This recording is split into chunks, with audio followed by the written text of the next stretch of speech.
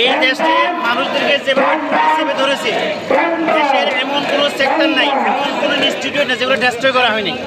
এটা শুধুমাত্র ডেস্ট্রয় করেছে ইন্ডিয়ান হেজিমনি, যাতে আমাদের এই দেশকে অপার সম্ভাবনা এই বাংলাকে ধ্বংস করে বাংলার সমস্ত সম্পদ চুষে এবং ভারতে নিয়ে যাওয়ার জন্য একদম তারা শাসন ক্ষমতা বসিয়েছে। সেই দুর্ভাগ্যজনক হচ্ছে সেই এজেন্টের নাম হলো আওয়ামী ডাকাত লীগ। আওয়ামী ডাকাত লীগকে ধ্বংস করেছে। এরা এই দেশের 16 কোটি মানুষের রক্তের উপর হরি খেলা খেলেছে। এরা এই দেশকে মানুষকে, মানুষের সকল সম্পদকে, মানুষের সকল বৈধ অধিকারকে তারা কবর দিয়ে দেশের সমস্ত সম্পদ $127 বিলিয়ন পাচার করেছে এবং পাচারকৃত টাকা বেশিরভাগ ইন্ডিয়াতে এবং তাদের সেই সম্পদ দেশ তারা নিয়ে গেছে। অথচ এই টাকাগুলো দেশের 400 মানুষের দেশ, একজন বিশিষ্ট অর্থনীতিবিদ বলেন দেশের 100টি দেশ হয় বাংলাদেশ ডেভেলপ হবে।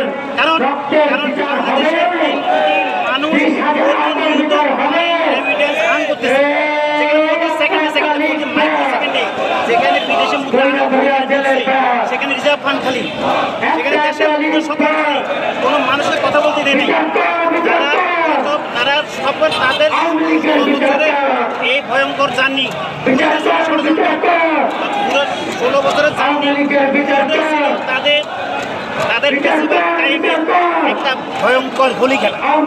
দেশের মানুষকে তারা পুতুল বানিয়েছে। এই দেশের মানুষের ধ্বংস করে আমরা পাকিস্তানিরা প্রচার করেছে, তার সে তারা করেছে তথ্য সন্ত্রাস করেছে তাদেরকে এবং দেশের সকল ইনস্টিটিউট এজেন্সিগুলোকে তারা টেস্ট করেছে। সেক্টর নাই, অর্থনীতি সেক্টর, শুরু করে শিক্ষা প্রতিষ্ঠানে শিক্ষা ব্যবস্থাকে একটা হাস্যকর ব্যবস্থা আপনারা দেখেছেন।